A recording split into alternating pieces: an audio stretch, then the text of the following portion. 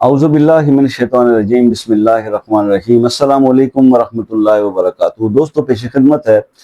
किसी भी काम में रुकावट दूर करने के लिए सूरह अलम नशरा का एक मुजर्रब वजीफा।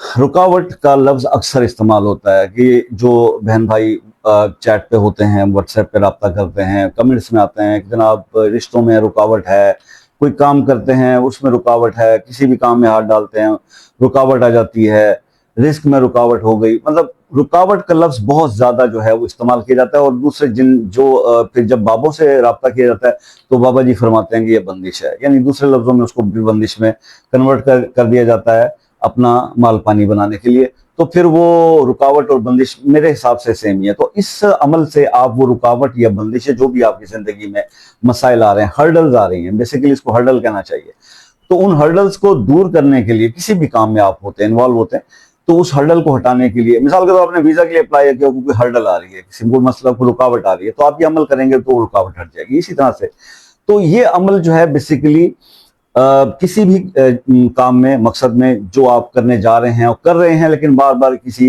हर्डल की वजह से वो रुक जाता है काम और फिर आप पीछे रह जाते हैं, तो ये अमल करेंगे तो इंशाल्लाह वो स्मूथली वो काम हो जाएगा। ये एक्सप्लेन हो गया कि यह मकसद किस मकसद के लिए है। ये अमल शॉर्ट वीडियो होती है इसलिए मुख्तसर बात होती है। अब हम डायरेक्टली बस उसी तरफ चले जाते हैं कि अमल आपने परफॉर्म कैसे करना है और कितने दिन करना है, इस पर आ जाते हैं। और उसकी बात यह है कि आपने जनाब ये अमल रुकावट दूर करने की, किसी भी काम में की रुकावट को दूर करने के लिए आपने सूरह अलम नशरा को पढ़ना है। चाश्त की नमाज पढ़ें पहले।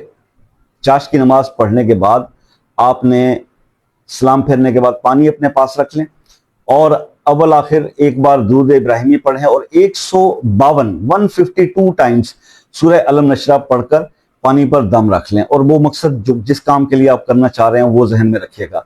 और उसके बाद आप दुआ मांगें और दुआ मांगने के बाद पानी दम करें और वो पानी आप पी लें। ठीक है, तो इस तरह से आप ये 21 दिन करें इंशाल्लाह। 21 दिन अगर ये अमल आप करते हैं इसी तरह से, चाश्त की नमाज आपको 21 दिन रेगुलर पढ़नी पड़ेगी। अच्छा, अब यहाँ पे एक चीज एक्सप्लेन कर दूं जो बाद में आप लोग मुझसे सवालात करेंगे कि जो लोग ऑफिस गोइंग हैं और काम करते हैं, वो देखिए, उनकी अगर मर्द हजरात ऑफिस जाते हैं तो बीवियां कर सकती हैं, अगर मियां बीवी दोनों जाते हैं ऑफिस तो उनकी वालदा कोई घर में है तो वो कर सकती हैं। लेकिन आप ये ना कहिएगा कि सर अब हम इसका कोई टाइम बदल दें, आपको टाइम देखिए, हम पहले ये बताता हूँ कि जी मैं दूसरे लोगों की तरह ये नहीं मैंने कहा कभी कि मैं आपको अमल देता हूँ, ये अमल मेरा खानदानी है या मैं जनाब ये मेरे घर के अंदर फैक्ट्री में तैयार किया हुआ, ऐसा नहीं होता। ये बुजुर्गों से बताए हुए तरीकेकार होते हैं, इसमें मेरी इतनी मजाल नहीं है कि मैं इसको चेंज कर लूँ। और इसी वक्त और इसी हिसाब से अगर आप करेंगे तो वो असर करेगा। अगर आपके पास इस वक्त में टाइम नहीं है, नहीं कर सकते, तो छोड़ दें, रहने दें। ये ऑप्शन है, इतनी सारी वीडियोस इसीलिए तो बनाई जाती हैं, जिसको ये सूट करता है, जिसके पास टाइम है वो ये कर ले। तो इंशाल्लाह ये आप क्लियर होगी बात। आई होप कि आपको अमल पसंद आया होगा। किसी काम के लिए अगर आप दुआओं में शामिल होना चाहते हैं तो अपना वो मसला अपने नाम के साथ कमेंट में लिख दीजिए, दुआ इंशाल्लाह जरूर करेंगे। और बाकी इंशाल्लाह जो भी इस अमल के बारे में आपके कमेंट्स हों उससे जरूर आगाह कीजिएगा। जिंदगी रही तो किसी नेक्स्ट वीडियो में मुलाकात होगी। अपना बहुत सारा ख्याल रखिए। अल्लाह हाफिज।